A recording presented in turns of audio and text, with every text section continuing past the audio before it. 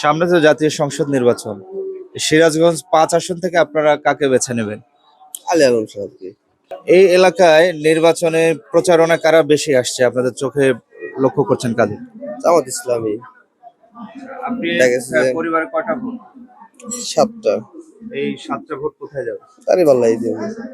বড় ভাই এবার কোন দিকে আপনার? আসসালামু আলাইকুম। আমরা তো দেখতে পাচ্ছি অনেক দলকে দেখছি অনেক দিন, কিন্তু আসলে ওইভাবে আমরা কোনো প্রফিট পাইনি। তো এখন আমরা একটু অন্যরকম চিন্তা ভাবনা করছি, ব্যতিক্রমী চিন্তা ভাবনা। আমরা চিন্তা করছি যে না, দাঁড়িপাল্লায় আমরা আমাদের ভোটটা দেবো। এটা কি আপনার জীবনের প্রথম ভোট? না, আমি এর আগে ভোট দিছি, একটা ভোট দিছি। এর আগে আমি নৌকায় ভোট দিছি।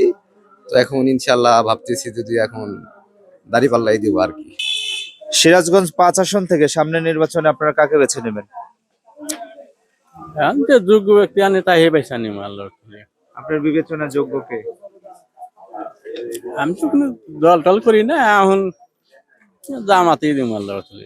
বড় ভাই সামনের জাতীয় নির্বাচনে কাকে চাচ্ছেন? আমরা আগামীতে জাতীয় জামাত ইসলামীর কাছে আছি। আলী আলমকে। বিএনপি রেখে কেন জামাত চাচ্ছেন? বিএনপি কার্যকলাপ ভালো লাগে না, সেটা আমরা সারাদিন চাষটালে থাকি, মানুষের কথাবার্তা শুনি, তাতে ভালো লাগে না। জামাত ইসলামী ভালো লাগে, সেই জন্য আমরা সাপোর্ট করি। সামনে তো জাতীয় সংসদ নির্বাচন, আপনারা কাকে চাচ্ছেন? ভোট দেব দাড়িপাল্লা। সিরাজগঞ্জ ৫ আসন থেকে সামনে জাতীয় সংসদ নির্বাচনে আপনারা কাকে বেছে নেবেন? মোহাম্মদ আলী আলমকে বেছে নেব। কোন দলে? দাড়িপাল্লা মার্কায় জামাত ইসলামের সমর্থিত প্রার্থী আমরা বেছে নেব। বিএনপি রেখে কেন আপনারা দাঁড়িপাল্লা চাচ্ছেন? আমরা ন্যায় এবং ইনসাফের পক্ষে যে কাজ করবে তারকে ভোট দেবো। আপনি কোনটা চাচ্ছেন? আমিও দাড়িপাল্লাই চাচ্ছি ইনশাল্লাহ। আপনি কি করেন?